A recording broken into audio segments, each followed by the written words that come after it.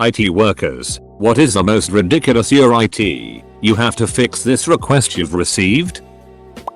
Years ago I worked for a rather large ISP as a tech lead. A residential DSL customer called in demanding to speak to a supervisor because his internet was down and he was going to miss out on some multi-million-dollar deal if he couldn't get on the internet. He kept yelling at me throughout the call and demanded I fix it immediately. While troubleshooting the issue I could see that I couldn't reach the DSL and his connection ran through. I advised him I would have to reach out to a dispatch center to have a tech go take a look at it. At some point he informed me that on his way home he saw that a vehicle had run off the road into one of our boxes and it had caught fire. He still said he was planning on suing our company if he wasn't able to be online to make this supposed deal of his. I passive-aggressively suggested he go to a Starbucks and wished him well with the lawsuit.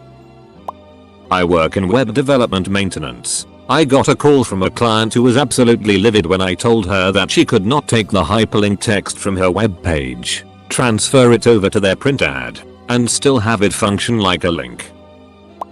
Lady called to report her monitor wasn't working. After troubleshooting and asking her multiple times if everything was plugged in, she finally pipes up that the monitor doesn't have the light on. The monitor wasn't plugged in and she wanted me to wake a guy up at 3 AM to do it because she was dressed too nicely to do it herself because she was preparing for a meeting at 6 AM. Told her to do it herself because I was not about to wake up the on-call for that. She complained to our director and he literally laughed at her and her reasoning for wanting the on-call sent out, and she is now banned from calling in. Drove for 2 hours to replace a touchscreen monitor that had stopped responding. Turns out they were wearing gloves. We used to log these type of callouts as ID10T errors.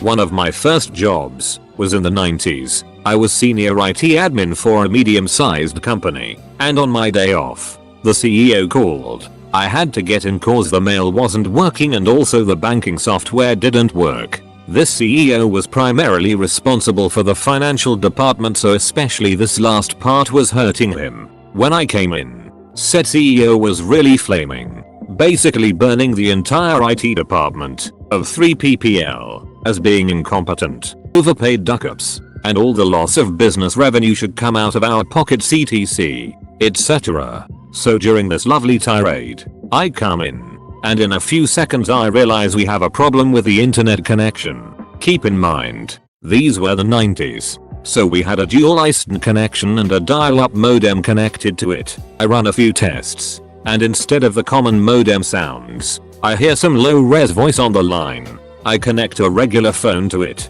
listen to it, and then gave it to the CEO saying, "It's for you." After that, the CEO said nothing, and used his own mobile to manage the finances. What did the ISDN phone say? "Due to not paying you bloody bill, this line is disconnected. If you want to reinstate this service you have to pay XX plus admin costs etc, etc. Double quote. I went home after that with a very big grin and started looking for another job. I was asked to fix a cabinet once. I don't mean like a server rack or anything. I mean a little wooden cabinet with shelves and stuff. Edit. I was once also asked to fix an old oscilloscope that was out of warranty. It was running embedded Windows, so I could at least sort of see their thought process on that one. But it was still a no. Posted this before, but I was a remote tech and had a woman call me and wanted me to drive 6+ hours to her facility to turn on her computer, because hitting the power button was not her job. Get an email from a user one day. The numbers on my keyboard don't work. Alright, not a lot to go on, but probably easier to just give them a new keyboard. I look up the user to figure out where I need to go with a keyboard and see their past logins are only on a work laptop. Alright, better actually email them then, just to confirm. All the other keys on the keyboard work but not when you use the numbers on either the top row or on the pad to the right. 2 days later, 9 AM. User response, just the pad on the right. This is really annoying. Can you come take care of this quickly? Alright, you took your sweet ass time for that reply. But maybe you were out or busy. If it's just the number pad, probably has num lock turned off. I look up the model number. Definitely has a num lock key, so I emailed back at 9:15 AM. It could just be the num lock has turned off. There should be a key called num with a lock on it just above the number pad. Could you press that first then try to use the numbers and let me know the results? Next day, user submits a ticket, numbers on keyboard don't work. Frustrated at this point, I send another email, is this concerning the issue with the number pad? Were you able to try the num lock key, and if so, how did that turn out? 2 days later, user sends a new email directly to me and CCs the CEO of our 10,000 employee company. Email says, I've been trying to have this issue resolved for over a week now. Can somebody please come fix my laptop? The keyboard does not work. I just stare at my screen for a minute. Who the hell is this person? System says they are just a CSR. Do they know the CEO? Have I really done anything wrong here? After the initial shock and self-doubt, I realize I'm totally fine and this guy has got to be the biggest moron in the world. So I walk over to my boss's office and let him know the situation. He's just as dumbfounded when I mention the CCing the CEO part. Says he'll look into it, but for now just go down and fix the issue. So I walk over to this guy's station and he looks like he's 18. He tells me the same things I already knew from the emails. I lean over him, open a notepad, press a couple keys, and as I suspect everything works fine but the number pad is moving the cursor around. Press the num lock key and then type again. Numbers appearing. I just deadpan the guy, need anything else? And he of course doesn't understand and just says no, but I can't believe it took you guys a week to figure that out. Knowing nothing good comes from this, I just say have a good one and leave. Get back to my office. Boss is laughing his ass off as I tell him what happened. He follows up with an email to the guy's supervisor, CCing their manager and myself as well. Basically retelling the story in full. Last I heard, the manager chewed out the supervisor and the supervisor chewed out the CSR. Damned if I know if an idiot that thick learned anything though. The power went out in our building and the owner of the company wanted to know what we were doing to get the computers up. I've somehow become the Apple guy at my work. We recently received a batch of brand new iPad Pros and within a week, I received a repair request due to a screen malfunctioning.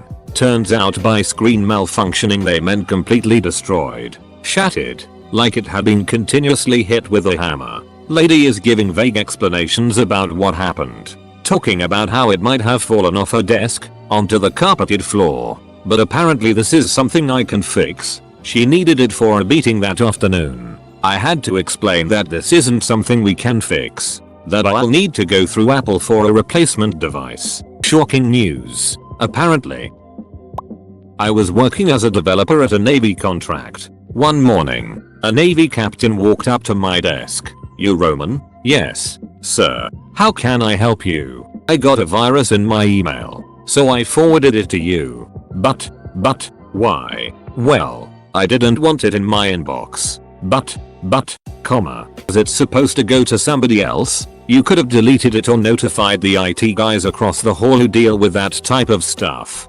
Sir, well, you're IT, right? Sigh. Our IT help desk, before it was renamed the support desk, eventually ended up keeping fluorescent tubes and whiteboard markers in stock because people would send complaints to the CEO that we were refusing to help when we asked them to contact the office manager for these things. The flip side is that the CEO eventually created a new email address for people to send complaints directly to him. Very few people knew that this special CEO complaints email address actually got forwarded to the office manager. People have the capacity for such unimaginable greatness and such hard to believe stupidity. I was personally once reported for sabotaging a specific secretary by refusing to fix her printer. It was printing garbage. Turns out she installed an Epson color printer driver from the disk that came with her friend's new color printer on her Win95 computer so that her Mono HP DeskJet printer would also print color. She reported me the third time I uninstalled the bad driver and asked her not to do it again. I'll start. One time somebody at a company asked me, why isn't the microwave working? You're in IT after all. Fix it. I thought they were joking, but after a bit of deliberation, they were either serious or very committed to the role. Once had a person call into the IT desk because the soda machine stole their money. Previous IT for a US-based online bank. The sheer amount of calls regarding unsupported devices or user error that customers considered my fault was staggering. We had to accept and troubleshoot every call regardless and would guess at most 15% of calls ended up being an actual tech issue rather than PEDCAC. Problem exists between chair and keyboard. My favorite though was a man cursing up a storm that he was taking his business elsewhere. He was traveling and his mobile device did not allow access to our site. He had also apparently bought at least 5 that the previous rep had failed to make work phones from a street vendor before calling tech. He refused to allow me to go over the basics, like OS and providers, and kept saying, "Just do your job." After at least half an hour, but probably longer, I finally was allowed to start with the basic steps. One of the first questions was OS and provider, all of which were 10 years out of date or were names unfamiliar to me and my list of supported devices. Frustrated, this man complained about where he was stuck unable to access his online bank. I don't remember the exact location, but I do remember my sadistic glee. This man was vacationing in an OFAC sanctioned country. Basically he was vacationing somewhere like in Korea or the Dem. ROC that the US has issued sanctions against, and our policy did not allow his card or online access in that country. His response? "I don't care. Fix it." Thankfully, after another half hour of me explaining I could not change security policy or the fact he was in a blocked country, he escalated to my supervisor, which made it no longer my problem. Old story. Back in the early 90s, all of Alaska's comms was via satellite. We would get notices from our providers when a solar storm was going to slow down our throughput. I went upstairs to our finance and accounting chief to tell her the nightly processes might be late due to the storm. Her response was, "Your IT, just fix it." Never let her forget that she saw me as a god. Got a call to remove a plug on a radio and push the wire through a small vent in the cabinet because the wire was unsightly. I did this while 15 executives watched. None of them knew how to change a plug and had never even seen the inside of one. But because it had a wire, it was its responsibility.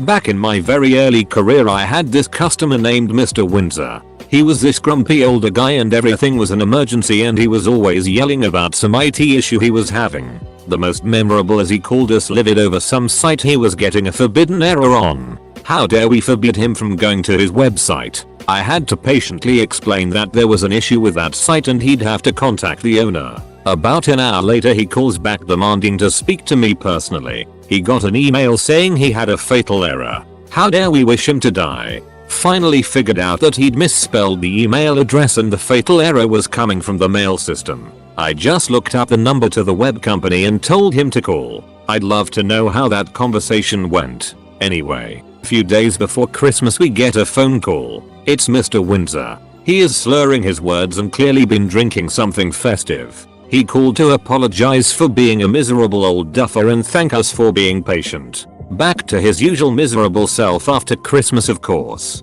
Interesting character. I'm not IT, but I have to support our product for 1 week intervals periodically. The worst call went like this. Answers phone. "Hi. Company name. Off our support. Can I help you? IT's not working." Okay. What's not working? It's a thing. It doesn't work at all. Okay. What are you trying to do when it errors? It just crashes when I try to use it. I wound up needing to walk her through every single step from opening our website, logging into the portal, which icon they click, opening Citrix, the utility they use within our program, etc., just to determine where the problem was occurring. I'm an application architect for medical record software. My primary users, I refuse to call them customers, are physicians and nurses in a clinic setting. There's one specific doctor who will call and give a very vague description to the help desk. She refuses to do a shadow session, refuses to let us get screenshots, and the person from the help desk isn't an application expert, so they're trying to write down her issue and she's using the wrong words. By the time we usually figure out her issue, we could have resolved it in half the time if she just would have taken 2 minutes to speak with us. My favorite is when our internet service goes out. Usually when this happens, there is a fiber or cable line down or our ISP is doing general maintenance. I try to explain to baby boomer co-workers that my responsibility ends outside of our local area network and it's our ISP's duty to repair whatever is causing the outage. No matter how many times I try to explain, They don't listen. It's my fault and I'm a lazy piece of do nothing. It's in the reason they can't get their precious internet and email. One place I worked, it was pretty much if it got electricity, it was IT's issue. We had to fix the water fountain that wouldn't stop running. We had to fix the coffee machine. I had a doctor ask me why the state's death certificate database didn't work for him over the weekend. Mind you, I didn't work for the state. I worked for a practice he did contract work for. I told him they were probably offline for maintenance when he tried to log in. But that wasn't good enough. He insisted I get to hold of the state's IT department and find out what happened. The database was working just fine when he asked BTW, as he brought the working site up on his iPad right in front of me. So a week goes by and he is in my office again and asks if I had any luck with the state IT dept. I had completely forgotten about his absurd request. So I said the following. As it turns out, I did. They told me some clod in their department decided to microwave a hot pocket on his lunch break but accidentally left a fork in with it. The microwave blew a breaker that controlled the server room. Knocked everything offline for a bit until they got it back up and running. Everything should be fine now. He was satisfied and walked away. Sometimes, people don't care what the answer is, just as long as they get one. I worked for an online college and a student wanted me to change his username. It was Goatburger. Not necessarily an IT worker but a computer scientist. A lot of people get those confused. But one time I was at my sister's house and she needed help getting her printer connected, so she asked me, you know how to do this, help me, and I tried to do it because it was a simple Google search to fix this, but she is breathing down my neck because I'm not getting this solved at the speed she wants me to get it done. She then drops a "didn't you go to school for this" on me and I respond with, no, I make software that sometimes works. Moral of the story, if you are an IT worker or a computer scientist, keep that to yourself. A couple simple ones. I got called in to repair a broken printer. The guy was pretty livid as he was trying to print in a hurry. Turns out it ran out of paper. Even worse, I had my boss lose his it on me that his computer didn't work and made the comment that nothing ever works around here, hinting that I failed at my job. I went into his office and found that he didn't turn it on. I pushed the power button and all I got was an O. IT support has to be one of the worst jobs. Stupid ass people. And anytime something like a mouse battery dies, you're a pose. Got a call the scanner in HR was broken. Thought to myself, we don't have a scanner in HR. Go to the office. The lady has Word open and is holding a document to the screen, hitting enter repeatedly. I thought no one would believe me, so I brought about 5 other techs along to corroborate. Edit. My first gold. I have been waiting to say thank you, kind stranger, forever. Vague tickets that give no clue as to what's wrong beyond computer broke lol. Then you ring them up asking them to fill it in properly, and they get annoyed. I thought you guys knew what you're doing. Or when the Karens at work drop off their personal laptops or phones and expect us to fix it. That's not what we're here for. All sorts. It wasn't a demand, but I was once called to help get a fish out of a fish tank. It had decided to go on a suicide mission into the pumps and I had to dismantle it all to get it back out. It died. I'm regularly asked to help hang doors, fix locks, program thermostats and boilers, change time on clocks, even repair people's spectacles, shoes, and anything they carry that could break and look technical. Hell, helping people with their broken down cars, or breaking into them when they lose their keys, fixing gates, all sorts. Some of it has electronics which people assume is an IT specialism when it's not, but often it's just the hands-on nature that they're after. Most people realize it's not my job, but we have the tools, the eyesight, so many people with bad eyesight, the fine hand control, the know-how, the ability to find manuals and tutorials quickly, and the work surfaces to do it on. Someone refused to believe that computers need power and won't work in a blackout.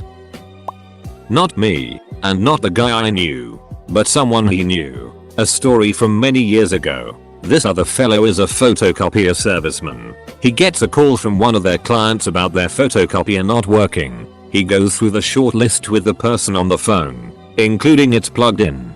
Right? The client assures him everything else is fine. So he grabs his stuff and heads to the client site. First thing he looks at when he gets to the copier is the power cord. Sure enough, it's in the socket but not properly seated, so no juice. So with the client there, he stands over the copier in the right spot, lays his hands on the top of the copier, and begins chanting. As he reaches the crescendo, out of sight of the client, he lifts his leg up and kicks the plug into the socket fully, and the copier comes to life. On the worksheet, in the area where he's supposed to describe what actions he took, he simply writes "I healed IT" and has the client sign in. Worked for a small bank. 2 IT staff including me drove 60 miles out to a branch to fix an issue, and while I was used to getting hit with $1 million saved up while you're here issues, I was not prepared for the toilet is acting weird. Can you look at it while you're here?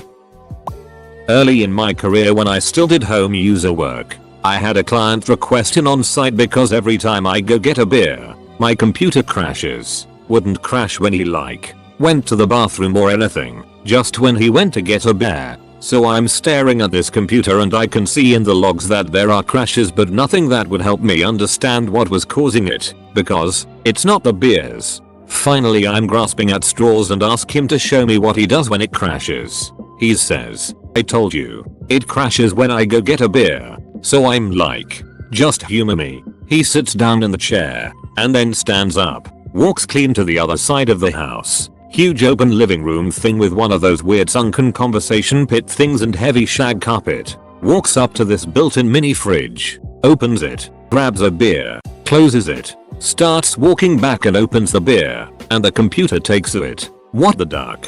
Took about 30 seconds of feeling like the world had gone mad and this dude was like some sort of weird beer magician. When the light bulb came on, the mini fridge was probably on the same circuit as the PC. The compressor in the mini fridge was going bad and drawing too much from the circuit when it kicked in, brown out, and the computer would crash. Dude was right all along. His computer would crash whenever he went to get a beer. I'm not an IT worker, but this would happen when I was in school. We used laptops in school on some occasions and the person's account who would use a laptop the previous lesson would still be logged on. My teacher would really make the IT guy working in the school walk to our class and log accounts on and off because the kids were too stupid to know that all you had to do was log off the previous person's account. I work in the networking department as a support technician. I had a lady yelling at me and telling me our network service is totally crap. After calming her down, I found out that her TV is showing a blue screen and won't switch channels. The Wi-Fi is working more than fine on her phone and her kid's Xbox as he is playing an online game while we were talking. I was expected to fix her old TV as it was a network problem. Work in networks and used to share an office with people who just basically took situation reports. So when they were out of the office for lunch or called in sick, we'd answer their phones and take notes for when they got back out next shift came in. So our guy calls out one night and I take a call that some generator somewhere went out. Okay cool, write it in the log and pass it on for the next shift. Then boss ends up questioning me on what I did about the generator. Like, what do you expect me to do? Ping it? Would you like me to get its MAC address? It literally has nothing to do with my job. Everyone thinks I know how to get a printer from 1980 to work on Windows 10. Fellow churchgoers, family members, but I love this old dot matrix printer. I want to keep it. Okay, everyone, I know it's possible, but is it worth the effort when the person can buy a printer for $50? For the love of all that is holy, stop spending time on figuring out how to do this.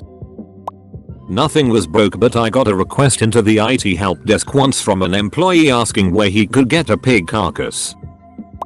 I have the stack of loan applications on my desk. Why can't you come up with a way to get the data into the system? Assigned to help workers in the field use some new mapping software. Every field crew member has to be able to log into the laptops in the trucks even if they do not use it. Login is by fingerprint scanner. WTF. I find this guy and tell him to show me he can log in. He says I am a laborer so I will never use it. Doesn't matter. My job is to check the box. So he tries to log in and it will not recognize his fingerprint. I ask him if they got a fingerprint on file for him. I meant during the training session where he was set up to log in. He says yes. None of his fingers work and he says well, they got them all. I log in and pull up the fingerprint scanner reads for him and he is not registered at all. I set it up to the record a print for him and tell him to go ahead. The guy looks at the laptop for a second and then carefully rolls his finger on the touchpad. Okay, so what were you in for? Assault. I would kindly direct you all to our Talos from tech support for a cornucopia of such accounts and regalements.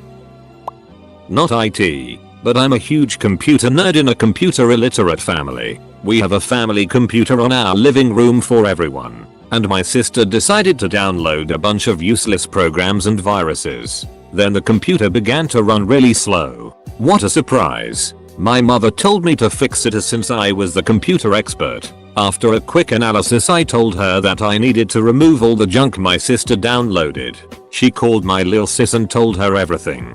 Lil sis is an entitled kid. Sis made a huge tantrum about removing her programs. Then mother told me to remove something else instead of her programs. I argued that that was the only way to get the computer running. And she claimed that she knew better than me cause she's older and wiser. I smugly said fine, you deal with this. Fast forward a couple of weeks. The computer crashed and won't work. I got a used laptop for myself. They demand me to help them fix the computer since I know a lot about computers. I told them to ask my mother since she's older and wiser. TLDR, just because you are older, that doesn't make you smarter. Always listen to a computer expert. My dad used to work in software development. One of his co-workers had to call IT because his computer wasn't turning on. Turns out his power strip was plugged into itself. He never lived that one down.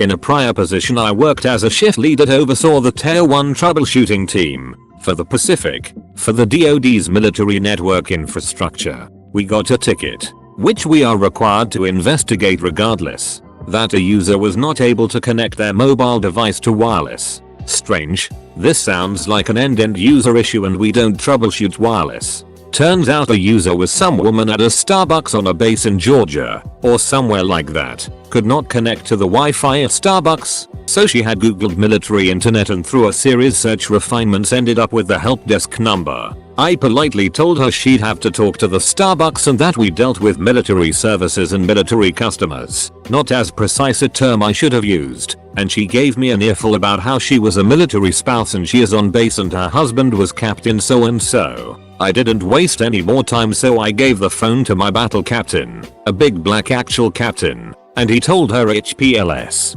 unless this is for NIPR or SIPR or you're a tactical mission this isn't for you. Is you a tactical mission? He then told us to cancel the ticket. Assembling the office furniture is a good use of IT time. I worked help desk back in the 90s. I got a call once. Me. Hello, help desk. How can I help you? Them. My monitor is on fire. What should I do? Me. Get the hell away from IT and get an extinguisher. Them. Okay. I thought there was some way you could maybe fix it. Me. I don't have a refine put out monitor fire button on my desk.